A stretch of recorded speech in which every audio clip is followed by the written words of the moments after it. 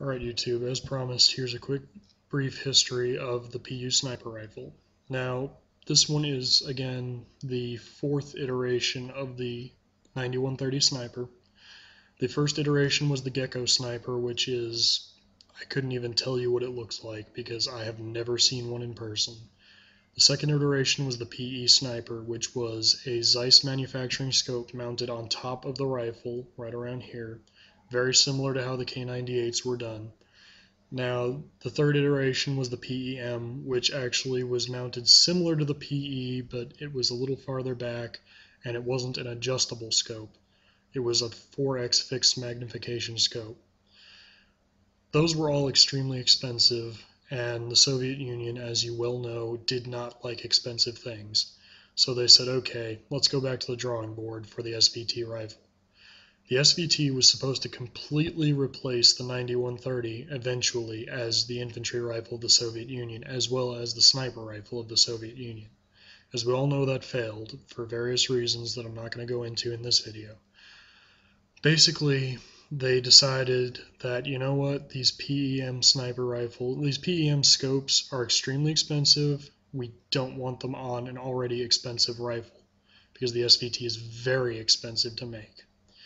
So they came up with a cheap scope, the PU sniper scope. These ones could be cranked out in mass volume very quickly at very low cost.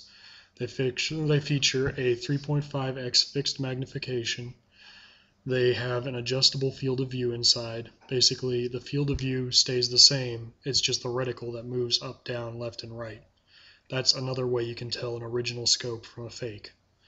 Now, the other thing they did was, since a straight bolt cannot clear the scope at all on a Mosin, they manufactured a bent bolt for it. If you see one like this, you can barely see the mill marks right here.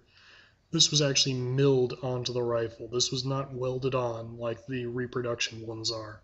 Those are cut off, lengthened, and re-welded, and they look awful. It's very difficult for most people that haven't collected these for a while to tell them, so I gave you the last video with the easier ways to tell. Anyway, the Soviets came up with this idea that said we should put at least 2 snipers in every platoon because they're great at picking off targets of opportunity. So basically, this is what a lot of people are going to tell you is this is not an actual sniper rifle. This is close to a designated marksman's rifle because you're not going to be making 1,000-meter shots with these. Not by any stretch of the imagination. The magnification is just too poor for that. These were used, basically you'd sit back about 300 meters and you'd pick your target and you could pick him off without much of a problem. They were used specifically to take out officers, targets of opportunity, maybe to harass infantry, but really you didn't want to waste your shot and give away your position just for a little private. What the Soviet snipers would do is they would often wrap their rifles like this in a similar fashion with a white cloth, and sometimes they used string, other times they didn't. I just chose this one. Each sniper's wrapping technique was individual. It was not mandated at all by the military, so they kind of just did this on their own.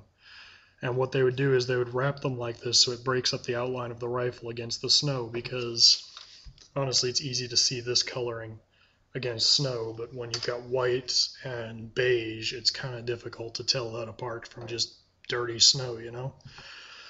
So they would sit back and they would wait to see if they saw someone that looked like an officer, someone getting out of a staff car, a person getting saluted, an engineer even.